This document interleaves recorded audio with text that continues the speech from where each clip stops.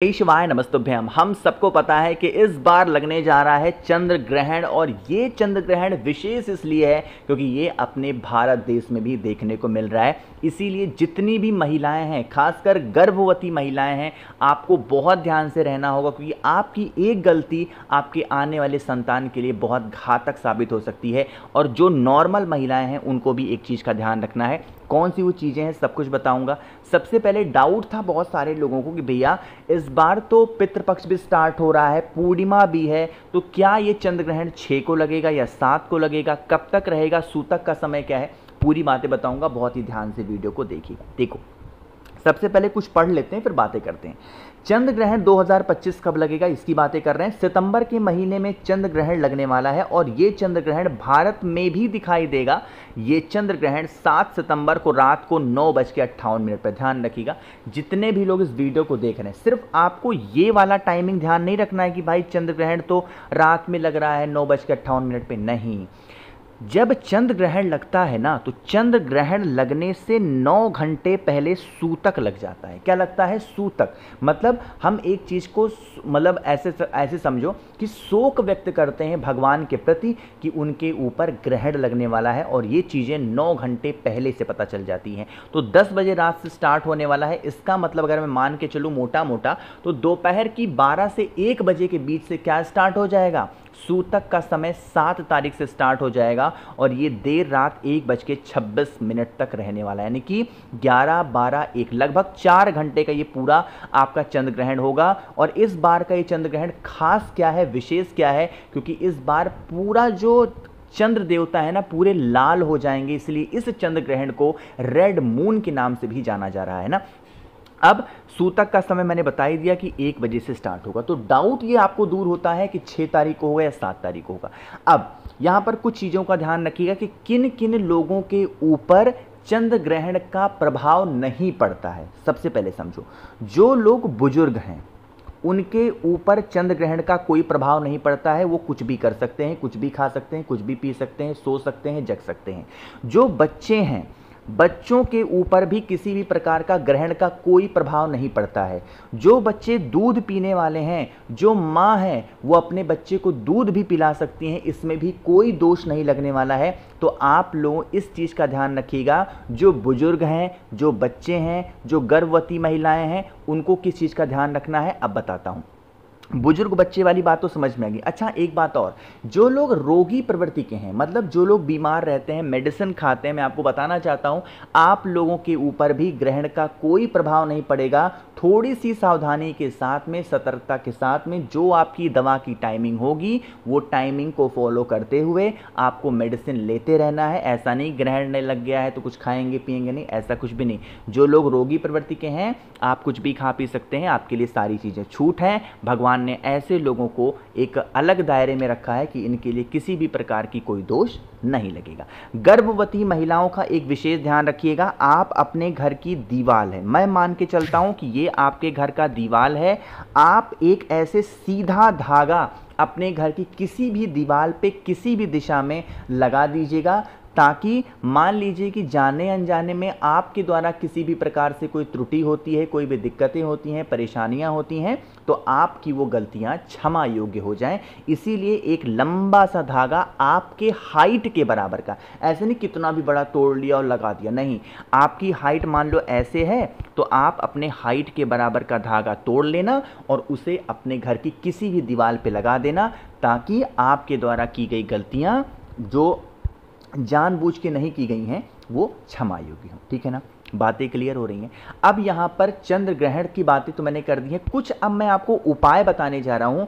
अगर ये उपाय आप करते हैं तो महादेव की कृपा बनी रहेगी, और ग्रहण में अगर कोई भी गलतियाँ आपसे हो जाती हैं, स्नान करने में, पूजा पाठ करने में, या फिर किसी प्रकार के दान दक्षिणा में, तो वो आपकी दूर होंगी। ठीक है ना, बहुत ध्यान से सुनिएगा।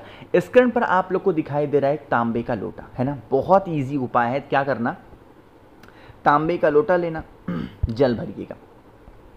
इस जल के अंदर आपको कुछ भी नहीं, सिर्फ गंगा जल डालना है बस। ठीक, गंगा जल डालिएगा। एक चीज़ हमें और लेनी है, वो होती है बेलपत्र। एक बेलपत्र लेना। अब क्या करना है, बेलपत्र को अपने राइट हैंड पे रखेंगे, बेलपत्र को कलश के अंदर नहीं डालना है, बेलपत्र को अपने दाहिने हाथ में रखेंगे और इसी बेलपत्र के ऊपर जो कलश मैंने आपको दिखाया उस कलश को भी रख देना। चीज़ें क्लियर हो रही हैं क्या? रख दिया। अब रखने के बाद में आप इस बेलपत्र को उठाना, आप इस कलश को उठाना और लेके कहाँ पहुँचोगे? भोलेनाथ के शिवलिंग के पास में। लेकिन जब आप इस प्रकार से हाथ में बेलपत्र लोगे, बेलपत्र के ऊपर कलश रखोगे, तो अपने पूरे घर में कुंदकेश्वर महादेव का ध्यान करते हुए घूमना है। किसका ध्यान करोगे? कुंदकेश्वर महादेव का ध्यान करके घूमना, महादेव की शिवलिंग के पास आके खड़े होना। यह काम आपको अपने घर पे करना है, मंदिर वगैरह जाने की आवश्यकता नहीं है, ठीक है ना? कब करना है? जब ग्रहण समाप्त होगा उस टाइम पे आप इस उपाय को करेंगे, चाहे वो रात ही क्यों ना हो, तब भी आप इस उपाय को करेंगे। या अगर मान लेते हैं रात हो जाती है, आपको लगता नहीं भाई बहुत रात हो गई, रात को 1:30 बजे, तो आप ग्रहण स्टार्ट होने से पहले भी इस उपाय को कर सकते हो, ठीक है ना? फेस रखिएगा उत्तर दिशा, नॉर्थ डायरेक्शन। कलश को बाएं हाथ में पकड़ेंगे और दाहिने हाथ से उस बेल पत्र को, महादेव का एक नाम है जो कि बहुत ही ज़्यादा प्यारा होता है। जब कभी भी ऐसी सिचुएशन होती है, मैं आप लोगों को ये नाम महादेव का याद ज़रूर दिलाता हूँ। क्या लिखा है बताओ जल्दी से? चंद्रमौली महादेव का स्मरण करते हुए बेलपत्र को चढ़ाना और धीरे धीरे बिल्कुल स्लो मोशन में जल की धार इस बेलपत्र पे गिरा देना।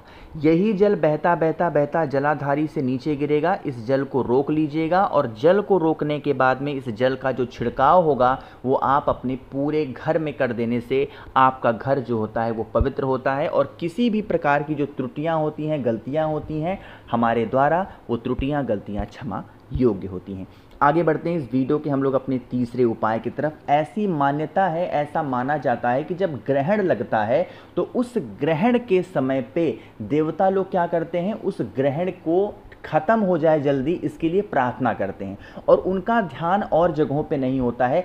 इसी चीज़ का जो फायदा होता है वो उठाती है नेगेटिव एनर्जी, जिसे हम लोग नकारात्मक ऊर्जा बोलते हैं। और ग्रहण जब लगता है तो नकारात्मक ऊर्जा घर में प्रवेश करने की जो सिचुएशन होती है वो सबसे ज़्यादा होती है। उसको कैसे दूर करना है, लेकिन उससे पहले बताना चाहता हूँ कि सिर्फ और सिर्फ 2 दिन के लिए हमारा एक छोटा सा ऑफर चल रहा है। अगर आप 1 मुखी से लेकर 14 मुखी तक कोई भी रुद्राक्ष मुझसे खरीदते हो, लेते हो, जैसे 7 मुखी रुद्राक्ष होता है बहुत सारे पैसे के लिए, 9 मुखी रुद्राक्ष होता है घर में लड़ाई झगड़े को खत्म करने के लिए, और गणेश मुखी रुद्राक्ष होता है कार्य सिद्धि के लिए। इनमें से कोई भी रुद्राक्ष आप मुझसे खरीदते हो, इसके साथ में आप लोग को बहुत सारी चीज़ें फ्री देने वाला हूं। सबसे पहले स्क्रीन पर आप लोग को दिखाई दे रहा होगा पूज्य गुरु जी के द्वारा लिखी गई एक किताब जिसका नाम है तर्पण। ये किताब मैं आपको बिल्कुल फ्री दूंगा, जिसमें श्राद्ध पक्ष के बहुत सारे नियम उपाय लिखे गए हैं।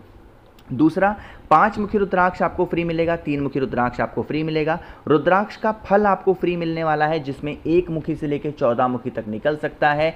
साथ ही साथ 50 ग्राम भस्म महादेव का श्रृंगार करने के लिए, और एक नई चीज़ मैंने ऐड करी है, 4 स्टिकर श्री शिवाय नमस्तुभ्यम के। तो इन सभी चीज़ों का लाभ उठाना है तो 8299419143 मेरा व्हाट्सएप नंबर है। कैश ऑन डिलीवरी की सुविधा उपलब्ध है।